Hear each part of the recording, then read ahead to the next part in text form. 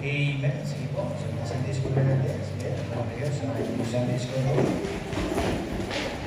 Good morning po sa bawat isa. Kapag po to us, kung tayo po ay nandirito, ano po, bawat isa ay naparito, kapag tayo magrito, purihin ng Diyos sa bait, sa Espiritu at katotohanan. At maraming po salamat sa mga uwi na napakinggan. Nawa po sa buhay natin, patuloy tayo maging masaya sa dakilang pagmamahal ng ating Panginoon Diyos. Opo, hindi mo tayo karapat-dapat, pero minahal tayo ng Panginoon. Sa buhay po natin tayo maging maligaya sapagkat niligtas tayo ng Diyos. So ngayon po, manatili po tayo sa ating pagkakatayo. Buksan po natin itong book of Psalms chapter 23. O, buksan po ulit, magbigay ng mensahe po ito. Psalms chapter 23. Let us read verse number 1 down to verse number 6. A Psalm of David. O, ang Psalm po ni David. Ang sabi po sa verse number 1, The Lord is my shepherd, I shall not want. Verse 2, kayo po, begin. Lie down in green pastures, He leadeth me beside the still waters. Verse number 3, He restored my soul. He leadeth me in the paths of righteousness for His name's sake. Verse 4, begin. Yea, though I walk through the valley of the shadow of death, I will fear no evil, for Thou art with me, Thy rod and Thy staff, they comfort me. Verse number 5, Thou preparest a table before me in the presence of my enemies. Thou anointest my head with oil.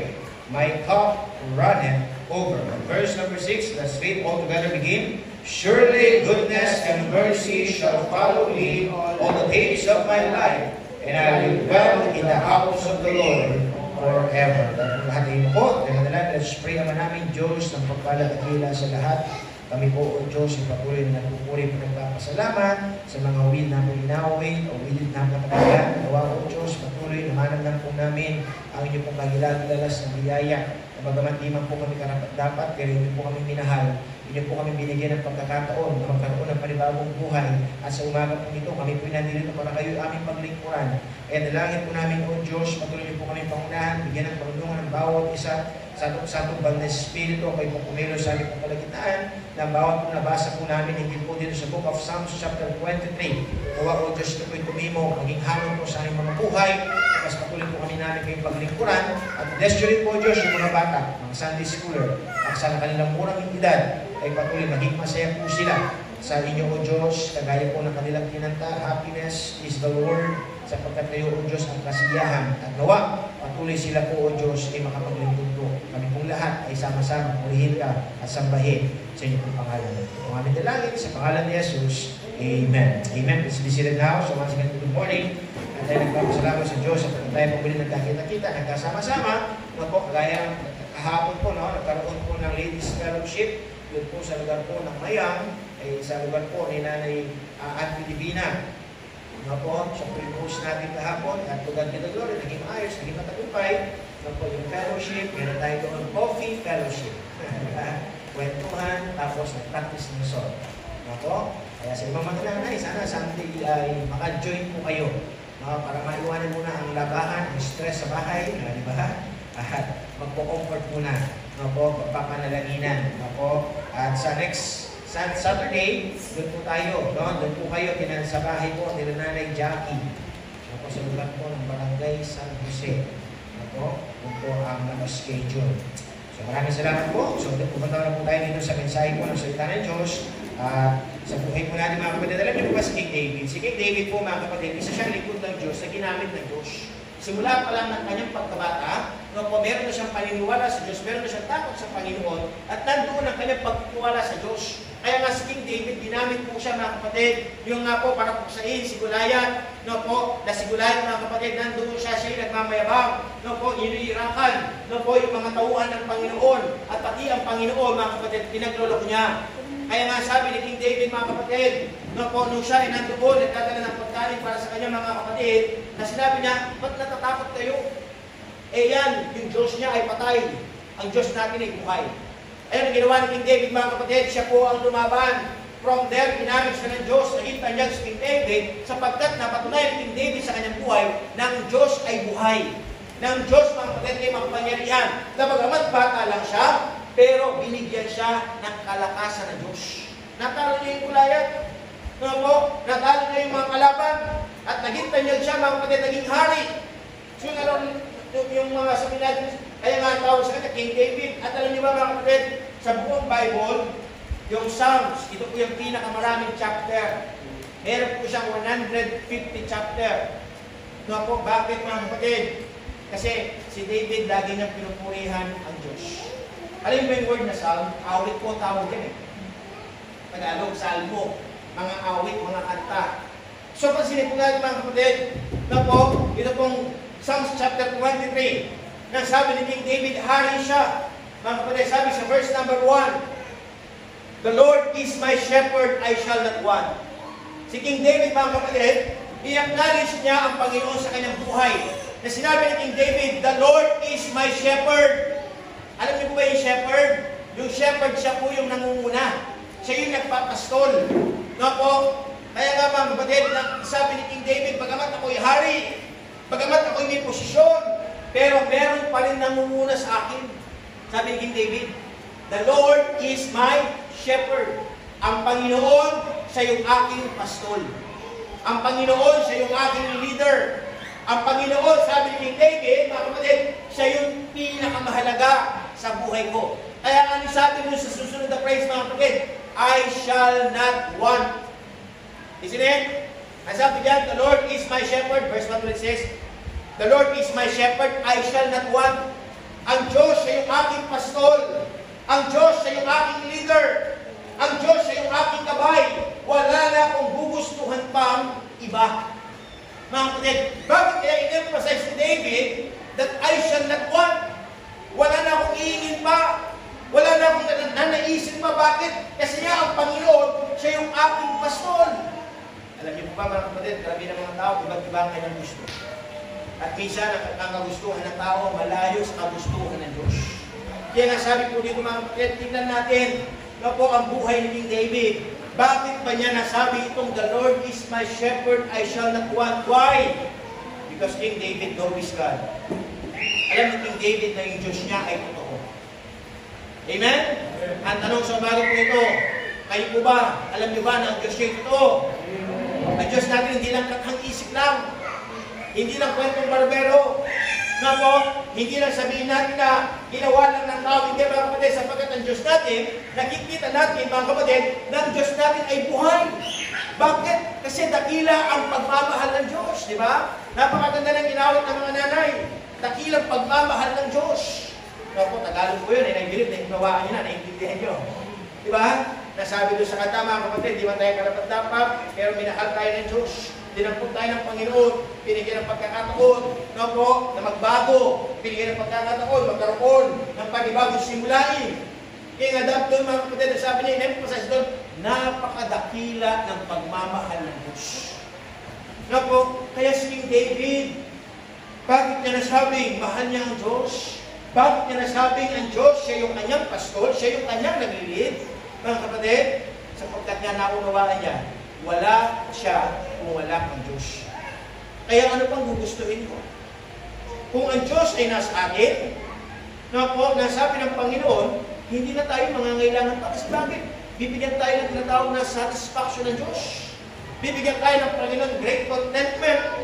Bibigyan tayo ng Panginoon, mga kapatid, na po, na tinatawag na true happiness. Na po, yung tunay na kasiyahan. Kaya nga alam niyo ba mga kapatid, si King David, tuwang-tuwa siya. Na po, every time na sinasabi sa kanya, tara, punta tayo ng simbahan. Ang tanong tayo ba yan? Natutuwa po ba tayo pag pumunta tayo ng simbahan? Dapat, kung paano tayo sabihin natin, na po, gusto ang tubig kapag tayo nauhaw. Na po, di ba hinahanap natin tubig pag tayo nauhaw? Na po, dapat ganun din ang Diyos sa buhay natin. Nasabi ng Panginoon, dapat mauhaw tayo sa paglilingkod. Amen?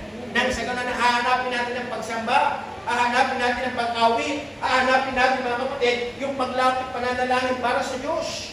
Na po, sa buhay po natin mga kapatid, isn't sometimes sa buhay natin hindi perfect. May pagkakataon na tayo po ay nakaka-miss po ng mga service, ng mga prayer, ng mga kanta, and then, nararamdaman niyo po ba yung namimiss niyo yung kumanta, namimiss niyo yung nag-pray, namimiss niyo na yung nakakapakinig ka ng word of God. Na po, Kaya nga dapat mga kapatid, nandoon dapat yung ating pagnanais na bumalik muli. Na dapat nandun ang ating pagnanais, mga kapatid, na talagang ang Diyos, siya yung magpupuno sa atin. Kasi nga mga kapatid, a lot of times sa buhay natin mga kapatid, para bang maraming ulan. Tama ba? Pero sabi ni King David, wala na akong nag-isip pa, wala na akong gustuin pa. Bakit? Kasi ang Diyos na ang aking tagapanguna. He is my shepherd. Di ba? Bakit tinatawag natin yung ating church, the Good Shepherd? Di ba? Like yung in-explain sa inyo, who is the Good Shepherd? Panginoon. Di ba? Siya yung pinaka-Good Shepherd. Siya yung nagpapastor sa atin. Kaya nga yung the word Good Shepherd, mga kapatid, that is the name of God. Dakilang pastol, mabuting pastol. Na po, kaya sa buhay natin mga kapatid, let us learn in the life of David. Number 2. Verse number 2. Basahin naman natin yung verse number 2. Let it begin. Make me to lie down in green pastures. Lead me beside the still. Kasi mga kapatid, lagi dito, ang focus po ni King David, laging sa Diyos. So kung yun sabi ni King David, He maketh me to lie down in green pastures. Yung mga Diyos, nagpo-provide ng ating mga pangangailangan. At tapos siya, mga kapatid, sabi niya, He leadeth me beside the still waters. The question this morning, who leadeth you? Sino nangunguna sa inyo? Sino nag-lead sa inyo? Sinit? Di ba parang ganito lang yun eh? Yung tubig, di ba minsan yung tubig? Ito, flood control project. Di ba? Di ba yung tubig ginagawa nila, nilalagyan nila ng mga bakal? Para nga naman yung tubig, mga kapatid, hindi pupunta dapat sa kabahayanan. Di ba? Lalagyan nila ng mga bakal, yung mga ship file na tawag, dapat malalim yun. Para sa gagawa sila ng pader. So ngayon mga kapatid, parang gagawa sila ng daanan ng tubig. Tapos doon mag-flow yung tubig. Na po, ano kung gusto kong yan pasisip mga kapatid? Yung bang dapat, sa buhay natin, meron tayong tinatawag na direksyon. Na po, na dapat mga kapatid, ang tao, minsan yung kanyang direksyon, nagiging wrong direksyon. Diba nga, may famous na palabas lagi, ano tawag doon? Wrong turn. Diba rin ba yung wrong turn? Diba kasi, na-wrong turn sila, napunta sila doon sa mga cannibal. Pinagpapatay sila. Diba? Kasi bakit? Nalihis sa kanilang landas. Wala na sila doon sa kanilang tamang daan. Maraming mga tao, ganun na nangyayari. Naro-wrong turn sila. Kaya nangyayari mga kapatid, napapariwala at kanilang buhay. Kaya nga dito mga kapatid, si King David, sabi niya, ang Panginoon, hinahayaan niya akong matulog doon sa magandang tulugan, green pastures. Tapos, sa ganang lupain, sa ganang pamumuhay, kung hahayaan lang natin ang Diyos, siya ang mamuna. Siya yung maglilid sa buhay natin. Kaya ang katanungan dito mga kapatid, sino ang namumuno sa atin? Bilang nanay, bilang tatay, bilang mga anak. Nakakalungkot sometimes ang namumuno sa atin, ano po? Pera. Diba? Pinamumunahan tayo ng pera. Kaya pag wala ng pera, magulo. Ano po? Kapag pera, pag may pera, masaya. Kaso yung pera, nagbibigay ng konting kasiyahan. Sapagkat ang pera, hawak mo ngayon, mamaya di mo na hawak. Tama ba? Hawak mo ngayon, buo, mamaya papel na lang, hawak mo na sibo. Diba? Kaya kung mga Diyo, mga nanay, papasilin nyo, ano yung makapal sa inyo? Makapal nga yung wallet. Hindi naman pera naman kasi po. Minsan, meron pang notice of disconnection. Diba? Sabi niya, pay your tax. Diba? No? So, ano ibig sabihin mga kapatid? Yung sometimes, maraming mga tao nangunguna sa kanilang pera. No, pero ang pera mga kapatid, madaling maubos. Kaya minsan maraming mga tao nagdidiskaril ang kanilang buhay. Kaya pasin yung mga kapatid dun sa Congress sa Senado. No? Could you imagine? No? Yung bang flood control project, napakaraming pera ng Pilipinas eh. Kung nilagay lang sa wasto, no po, yung paggagawa, pagdidevelop ng isang lugar, magiging matibay, magiging maganda. But could you imagine mga kapatid, dahil nga nangunguna sa kanilang pera, di ba, napapanood yan, di ba, sa Facebook, sa mga balita, di ba, yung pero nasa mesa, napakarami. Yung sa atin, balya-balya lang, coins, piso-piso, tumangko ka na. Yung mga kapatid, libo-libo. Di ba, libo-libo. No, nakahati. Ihati sila, distribution. Di ba? mga kapatid, pera ng bayan. Pero pinagpartihan nila. Kaya na nangyayari, may proyekto, may budget, pero hanggang ngayon binabaha ang Bulacan. Di ba? Tapos ang nagpasabi nila mga kapatid, no, habang binabaha, nasaan daw yung mga DPWH? Di ba? Nagkakasino. Could you imagine? Sabi nila talagang galit na galit mga iba eh. Sabi nila, maating mo ba yun? Yung iba, binabaha? Dahil sa iyong katakawan sa pera. Di ba? Dahil ang nangunguna sa iyong pera. Di ba? Pumupunta sila sa kasino, mga kapatid, ipapatalo nila 1 billion. Kung pa yung 1 billion na ibibigay doon sa mga tao. Ang dami mga tao masisiyahan. Ang dami tao makakatulong. Pero dahil nga, mali na ang nangunguna sa tao. Diba? Yung pang isang video, diba? Tuwang-tuwa pa sila, pinagluloko nila. Diba? Kumain sila sa restaurant.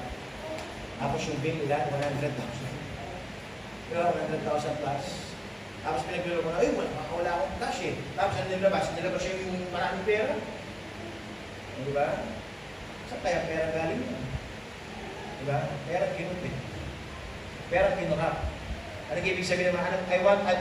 Anong gusto kong i-focus dito mga kapatid? Maraming mga tao yung nangunguna sa kanila, pera. Kaya anong mangyari? Napapaniwala ang buhay. Ano nangyari? Nalululong sa masamang bisyo. Nalululong sa kasino. Nalululong sa ibang bagay, sa babae, sa anumang bagay mga kapatid, sa droga. Bakit? Kasi nga hinayaan nila ang manguna ay pera. Bakit mga kapatid, hindi natin hayaan manguna ang Diyos sa buhay natin? Amen? Dapat magkaroon tayo ng takot sa Diyos. Magkaroon tayo mga kapatid ng pananalangin. Magkakaroon tayo mga kapatid na lagi natin hiningi yung guidance ng Diyos. Though sometimes sa buhay natin, hindi lahat sufficient. Hindi lahat meron tayo. Pero kunin natin yung kasiyahan natin sa Diyos. Sapagkat ang Diyos, mga kapatid, bagamat kulang ang meron ka, gagawin ka pa rin yung masaya kapag ang Diyos ang nangunguna sa iyo. Tama po ba? Diba? Kaya nga, tanong mga kapatid, sa buhay natin, ang daming kulang. Pero dahil nga tayo nagiging malapit sa Diyos, nagiging sufficient. Bakit? Kasi kinukuha na natin ang Diyos ang manguna sa atin at sa Diyos natin kunin ang ating kasiyahan. Huwag sa mga material na bagay. No? Kaya sabi ng ating pinag-aralan mga kapatid, sabi ni King David, He maketh me to lie down in green pastures. He leadeth me beside the still waters. The word leadeth. Ano yung ibig sabihin doon? Si King David, nakikinig siya sa kagustuhan ng Diyos. Amen?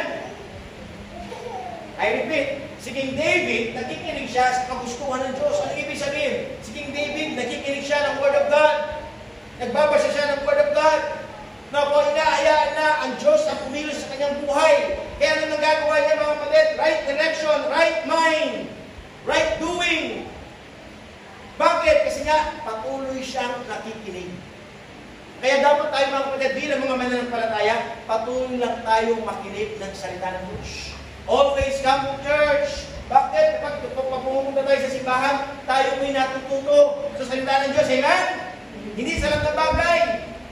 Alam natin, meron nga akong member, sabi nga ni Pastor Jonathan, last Monday, kasama ko po siya. Tapos nag-fellowship kami, nagpupwentuhan kami. No? Tapos nakwento niya yung kanyang isang member, nanay. Lola po siya, lola.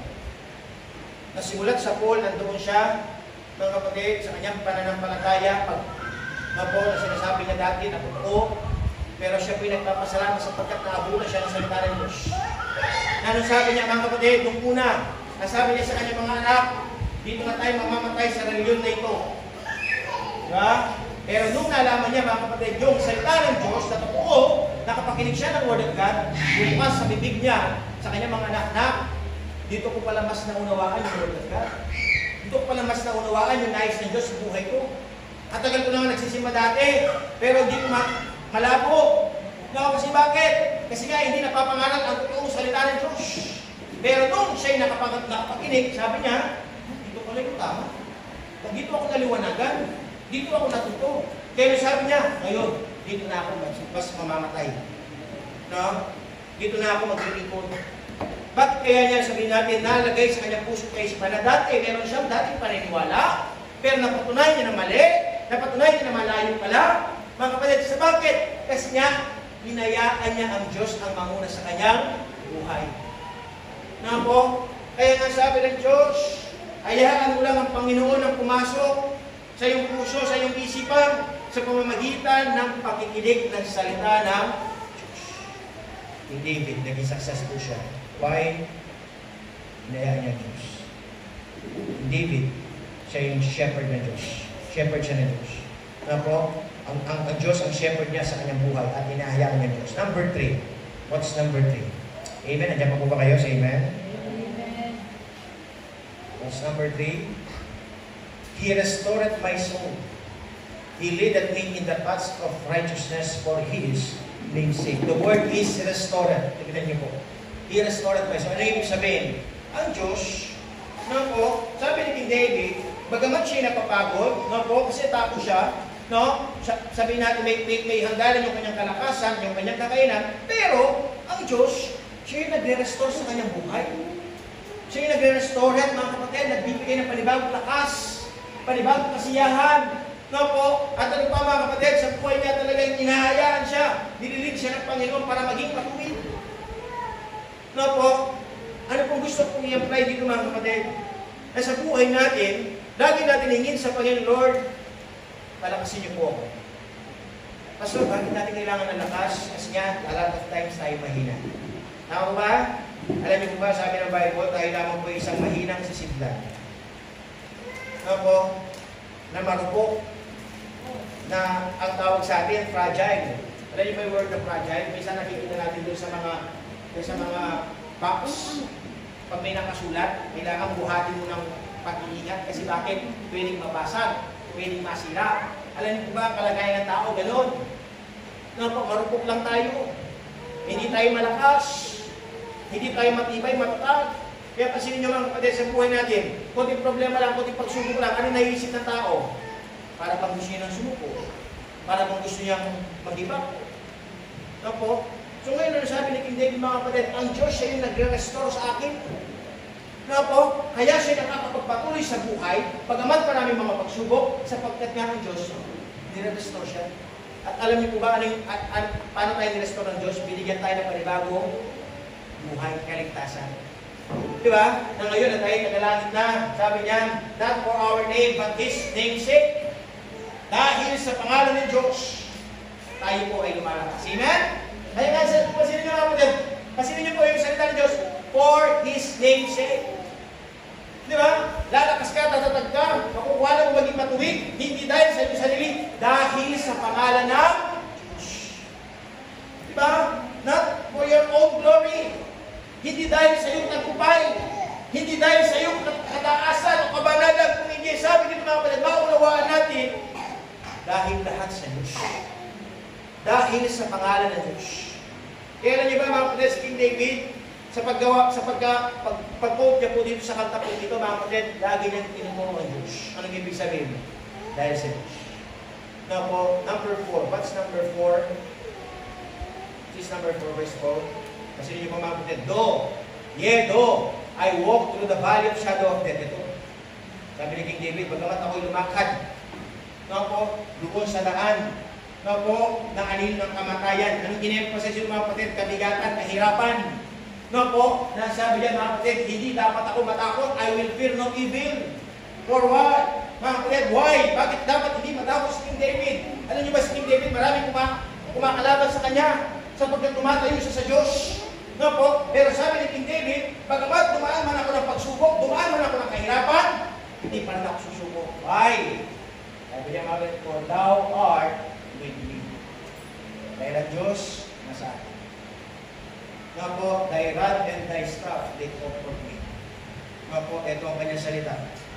Ito ang panalangin nagpo-comfort sa akin. Isinit sa buhay natin mga kapatid, sabi ko nga, ang buhay po ay hindi perfect. Maraming mga kabigatan, maraming mga pagsubok. Minsan, yung bang ang tao dahil sa kanyang pinagdadaanan, parang siyang nawiwin lang. Diba? Para na siya mababaliw. Diba? Hanap ng hanap. Ang dami kasi pangangailangan ng tao. So ngayon mga kapatid, minsan natin mga kasabay pa yung karamdaman. Diba? Lalo na kapag ang tao nakaranas ng naramdaman niya yung karamdaman, yung sakit, diba? Agad yung tao pinanghinaan ng loob. Ano yung bumubukas ng bigla tao, matay na ako kagad. Diba? Diba? Ako na yung next. Diba? Like that, mga kapatid, learn in the life of David. Sabi niya, bagamat ako'y lumakad sa daan ng anino ng kamatayan, hindi pa rin ako matatakot. Amen? Pwede ba natin sabihin, bagamat mahirap, nga po ang hamon ng buhay, bagamat may karamdaman, dapat huwag tayo matakot. Amen? Why? Kasi hindi tayo nag-iisa. The Lord is with us. Isn't it? Tinanggap mo si Diyos sa iyong puso, ang Diyos ay nasa iyo. Anong pangako ng Diyos? Bibigyan ka ng liwanag, bibigyan ka ng lakas, bibigyan ka ng kasiyahan para makapagpatuloy sa buhay. Kaya dapat mga kapatid, sa buhay natin, patuloy tayo humawak. Diba? Alam niyo po ba yung rad? Anong sinyalis ng mga kapatid? Authority ng Diyos. Isn't it? Si Moses, na tinataas siya yung rad, yung tungkol, nananalo sila. Diba? Anong ibig sabihin? Yung authority. Diba? Yung authority na kailangan nasa atin. At ito ang salita na po ng Diyos. Kaya sabi ng Panginoon mga kapatid, sa buhay natin, anuman ang iyong pinagdadaanan sa buhay, hindi mo kaya yung mag-isa. Bigyan mo sa Diyos. Kaya ngayon ito nga yung reason, every Sunday tayo dapat magsimba para ilapit ang ating sarili sa Diyos. Kaya sasabihin natin, Lord, ito na naman ang aking problema, ito ang aking pinagdadaanan, ito ang aking mga pangangailangan. Tulungan po ninyo ako. Alam niyo po ba na nais sa Diyos, lagi natin sabihin sa Kanya, lahat ng ating pangangailangan. Di ba nga sabi ng Panginoon, siya yung gawin natin sumbungan. Di ba? Yung nga sabi ng Panginoon, mga kapatid, let your request be made known unto God. Na po, kaya huwag kang magatubiling manalangin, huwag kang magatubiling lumapit sa Kanya, huwag kang magatubiling mga kapatid, anuman ang iyong mga hinain, sabihin po ninyo sa Diyos. Kasi ninyo po yung tao, dahil wala siyang pinagsasabihan. Kinikimkim niya sa kanya sarili. Anong mangyayari? Dahil nagintay, nasabi na lang yan. Diba? At magdidesisyon siya na hindi maganda. Bakit? Kasi sinarili niya. Kaya sabi ng Diyos, huwag mo sarilinin, ilapit mo sa Diyos. Diba? Ialay mo sa Panginoon. Diba? Kasi bakit? Kasi nga siya yung magbibigay ng siya yung magbibigay ng guidance eh. Kasi nga siya yung magbibigay sa atin ng direksyon. Kasi nga siya yung magbibigay sa atin ng right mind, right wisdom, para tayo i-handle yung mga pinagdadaanan natin sa buhay. Kaya nga sabi ng Panginoon mga kapatid, patuloy ka lang sa paglapit sa Kanya. Learn in the life of David. Maging sa kamatayan, hindi siya matatakot. Takot po ba kayo? Hindi siya natatakot siya mamatay. Why? Kasi dahil sa kanyang iiwanan. Alam niyo ba, sabi ng Diyos, huwag kang matakot sapagkat buhay Diyos. Anong kailangan mong gawin? Habang may kakayanan ka, akayin mo sila sa Diyos. Diba? Para lumakas din sila sa Diyos. Diba? Para sila rin magkaroon ng tamang paglilingkod, tamang kaisipan. Bagamat kahit wala ka na, mga kapatid, makakapagpatuloy pa rin sila sa kanilang buhay sapagkat naakay mo sila, nadala mo sila, nabahagian mo sila ng Word of God. Kaya nga sabi mga kapatid, sa buhay natin, keep on lang tayo sa pagkanyaya, keep on lang tayo sa pag-akay sa kanila. Na po, para nang sa gano'n sa buhay natin mga kapatid, wala silang maituturo na dahilan na hindi natin sila sinabihan ng salita ng Diyos. Ano ba mga kapatid? Number 5. What's number 5? Sabi sa number 5, thou preparest a table before me in thy presence of my enemies. Thou anointest my head with oil, my cup runneth over. Ano pong ibig sabihin niya mga kapatid? Ang Diyos piniprepare niya na. Mga kapatid, yung ating sarili sa ating kinabukasan. Isn't it sometimes sa buhay natin, lagi tayo nag-prepare sa ating future? Anong lagi yung gagawin? Itong gagawin ko, ito yung prepare ko, ito yung prepare ko para sa aking sarili. But don't you know, mga kapatid, ang Diyos, siya yung naghahanda sa iyong future. Anong kailangan gawin? Lumapit sa Diyos, paglingkod sa Panginoon, manalangin sa Kanya. Tapos, at hayaan mo ang Diyos na kumilos, at ang Diyos aayusin niya ang inyong kinabukasan. Kaya nga sabi niya dyan, no? Di ba? Piniprepare ng Diyos yung table. Alam niyo ba ang nais ng Diyos sa atin? Ito pala. Kaya nga sabi niya, no? Thou anointest my head with oil. My cup runneth over. Ang gusto ng Panginoon, mag-overflow sa inyo ang blessing. Mag-overflow sa inyo yung mga pagpapala, mga bagay-bagay. Hindi lang basta sabihin natin spiritually but also physically na gusto kang pagpalain ng Diyos. Kaya lang, ang sabi ng Panginoon, Tiwala ka ba sa Diyos? Diba? Handa ka ba maglingkod sa akin? Oo, ako pwede maganda ng iyong bukas. But, sabi ng Diyos, diba? Bigyan mo ako ng dahilan para mas lalo kitang i-bless. Amen? Yun ang nais ng Diyos eh. Bakit tayo naglilingkod? Bakit tayo sabihin natin na natuon? Pinagkukuhanan natin na tayo tumayo, maging tapat. Kasi bakit? Kasi meron tayong dapat gustong patunayan sa Diyos. Amen? Yung love natin sa Diyos, yung pag-ibig natin sa Panginoon, kailangan ma-prove natin. Di ba? Kasi nga, ang Diyos, hindi natin siya matadaya sa mabulaklak na pananalita, sa magandang pananamit. Kung hindi ang sabi ng Diyos, prove your faith. Prove your love. Di ba? Prove your sincerity. Patunayan mo yung pagmamahal. Patunayan mo ang iyong sarili, ang iyong puso.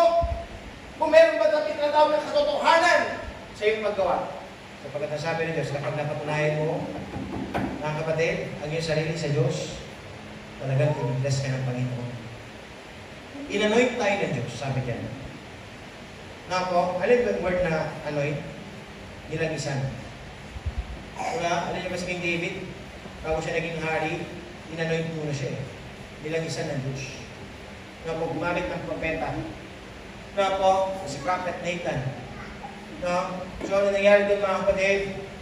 Sabi diyan, tayo din ay nilagisan ng Diyos. Anong ibig sabihin? Pinili tayo ng Panginoon. Sabi ko nga nung nakaraan, di ba? Hindi man natin pinili ng Diyos, pero Diyos pinili tayo. Kaya dapat mga kapatid sa buhay natin, huwag natin sabihin, nagkamali yata ang Diyos sa akin, ba't ako bang pinili? Ba't hindi pinili yung mayaman? Ba't hindi pinili yung magaling? Kaya ako di naman ako magaling. Di naman ako mayaman. Di ba? Ang sabi nga ng kapatid, dapat nga maging masaya ka. Bakit? Kasi, bagamat hindi ka man gano'n, pero pinili ka pala ng Diyos. Kasi bakit? Anong ibig sabihin? Alam ng Diyos, magiging kagamit-gamit ka. Alam ng Diyos, mga kapatid, na po, nasabi ng Panginoon, pwede kanyang pagkatiwalaan. Kaya sa buhay po natin, nasabi ng salita ng Panginoon, patuloy. Na po, namnamin natin ang kanyang nais. Na po, ay alam niyo ba si King David, ay naging conclusion niya dito sa verse number 6. Amen? Nandiyan pa po ba kayo? Amen. Yung huli. Diba? Kasi number 6 na eh. Kasi hanggang 6 na yun eh. Tapos sige nga, basahin nyo nga po yan. Basahin nyo po. Ito yung conclusion ni David na po sa kanyang buhay. Number 6, basahin niyo po, ready begin? Surely goodness and mercy shall follow me all the days of my life. I will dwell in the house of the Lord forever. Ano po naging conclusion ni David, mga kapatid, dahil napatunayan niya ang kanyang Diyos? Na po, ang Diyos yung pinakamalaga sa kanyang buhay, ano man ang kaligatan, ano man ang mga struggles, maging kamatayan, hindi dapat siya matakot, sapagkat nga ang Diyos ay nasa kanya. Ang naging conclusion sa kanyang mga kapatid, nakita ni King David yung kabutihan ng Diyos. At habang, surely goodness and mercy. Imagine, the word is mercy. Hinabagan tayo. Diba? Kaya nga, ang mercy ng Diyos, mga kapatid, hindi natin matutumpasan. Hindi tayo karapat-dapat. Hindi tayo kaibig-ibig. Pero minahal tayo ng Diyos. Kinahabagan ka ng Panginoon. Kaya nga si King David, sabi niya, na po, sigurado ang kabutihan at habag ng Diyos sa akin. Na po, susundin ko siya sa lahat ng aking araw ng buhay ko. Could you imagine? Ang naging conclusion ni David, I will, sabi niya dito, surely goodness and mercy shall follow me all the days of my life. Susundin ko ang Diyos sa lahat ng araw ng aking buhay. Sabi niya mga kapatid, and I will dwell. Saan po mananahan si David? Saan mag-dwell si David? Ano, nakikita niyo po ba yung kasunod na phrase? Pananalita sa ibaba. Saan daw mananahan si David? House of the Lord. Diba? I will dwell in the house of the Lord. Saan gustong manahan ni King David? Sa bahay, sambahan ni Diyos. Ang tanong, ilang araw? Ilang araw lang daw siya doon? Ha? Ilang araw po sabi? Ilang araw na ba? Kung hindi yan, ano sabi po dyan? Forever. Alam mo yung word na forever? Magpakailanman. Hindi lang araw, hindi lang days, hindi lang months, hindi years. Kung hindi, pag na-conclude ni King David sa kanyang buhay, patuloy kong paglilingkuran ang Diyos sa buhay ko. Diba? Tayo kaya mga kapatid sa buhay natin, ang ating paglilingkod, tanong na Diyos. No po, handa mo bang ialay ang buong araw ng buhay mo sa Diyos? This is the question, mga kapatid. This is the conclusion. Like King David, nagkaroon siya ng puso, nagkaroon siya ng kaisipan, nasasabihin niya, Lord, hanggat buhay ako, ako ay maglilingkod sa iyo. Lord, hanggat buhay ako ay magpupuri sa iyong pangalan. Hanggat buhay ako, Lord, ako ay aawit para sa iyo. Pwede kaya natin gawin yun. Hindi ba natin sabihin sa Diyos yun? Lord, pupurihin ko. Sasambahin kita hanggat ako ng buhay. Ano man ang aking danasin sa buhay ko, hindi ako lalayo sa iyo. Pwede ko ba natin sabihin sa Diyos yan? Sabi niya, no? I will dwell in the house of the Lord. Wow. What a wonderful statement na binigay ni King David. Na sinabi niya, maging successful man yung buhay ko, maging tanyag man ako, maging kilala man ako, magkaroon man siya ng mga positions, magkaroon siya ng mga bagay-bagay, pero mas pipiliin niya pa rin yung bahay ng Diyos. Doon niya gusto pumunta. Kasi bakit? Kasi pag nasa bahay siya ng Panginoon, sa simbahan, nakukomfort siya. Diba? Nare-refresh siya. Diba? Kasi bakit? Napipili yung presence ng Diyos. Dapat ganun turing natin. Every Sunday. Amen? Every Sunday, bakit kailangan tumayo, mag-prepare, magsimba? Why? Kasi pag nasa simbahan ako, nare-refresh ako. Nare-revive ako, nare-restore ako. Di ba? Yung pang nalilift up ka. The word is lift up. Why? A lot of times, dinadaw tayo ng mundo. Di ba? Para bang hindi ka na makabangon, yun ang gawa ng mundo eh. Di ba? Iba't iba yung napapakinggan mo, na paninira, na hindi ka lalakas yung kalooban, na para bang wala ka na magagawa. Pero pag ikaw yung pumunta ng simbahan, manana-charge ka, malalaman mo may pag-asa, malalaman mo panibagong simulain, malalaman mo hindi ka nag-iisa, pero gagawin mo, makukuhanan ko natin magpapatuloy sa biyaya ng Diyos. Kaya challenge ko this morning mga kapatid, let us learn. Matuto tayo. Ang tanong, natututo kaya tayo?